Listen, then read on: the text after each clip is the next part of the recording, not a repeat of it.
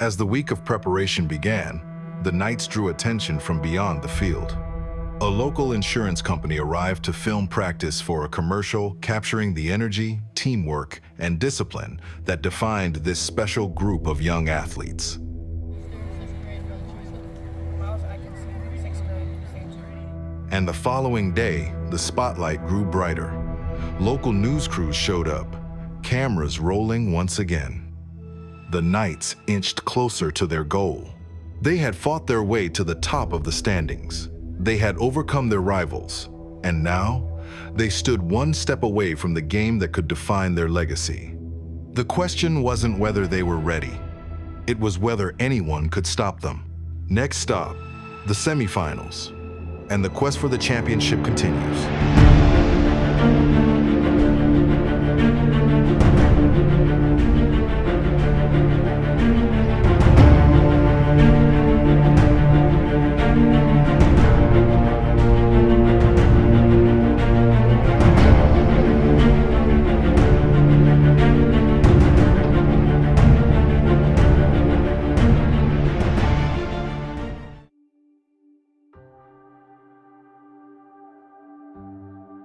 Before the Knights could take their next step on the field, they paused to witness another.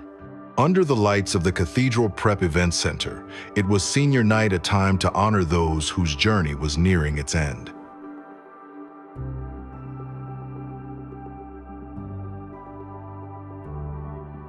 Myles and his teammates stood along the sideline, taking in the moment, cheering on the Ramblers, and soaking in the atmosphere of Friday night football at its finest.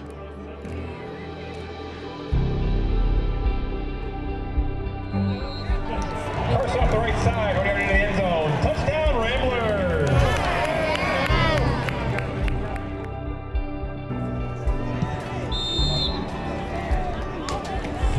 Extra point by Matt Oblick is good. For some, it was simply a night to be inspired.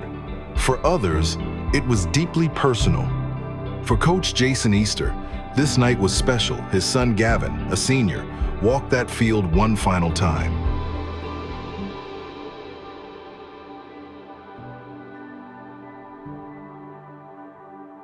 Beside him, varsity coach Doug Friedman shared the same moment with his son Davin. Two fathers, two players, both bound by football and family.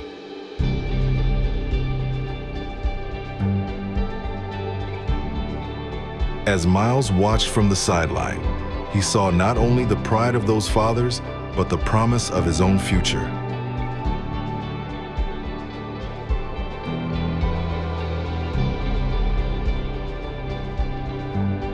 Every season, every play was a step toward a night like this one.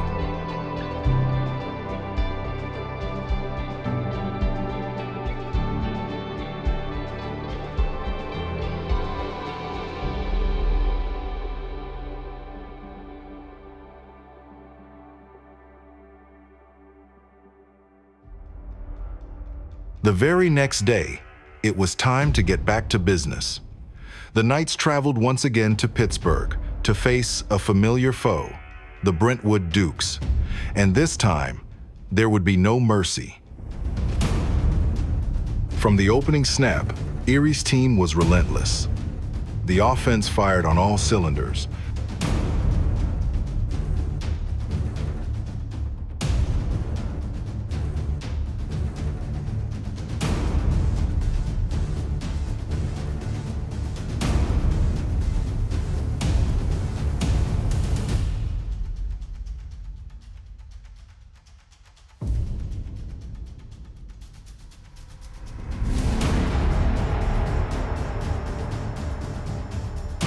The defense suffocated the Dukes' every attempt.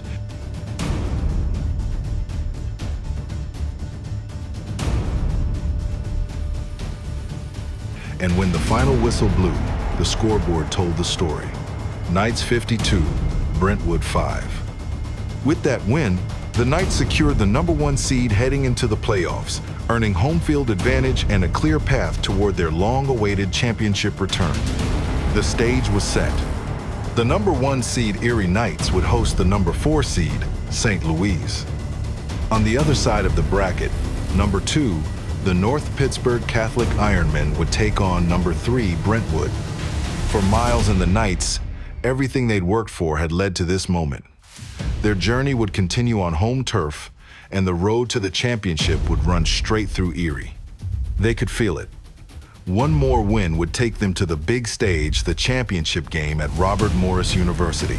Not Duquesne, not the past. A new location, a new opportunity to finish the story they'd been writing all season long. Let's go, live!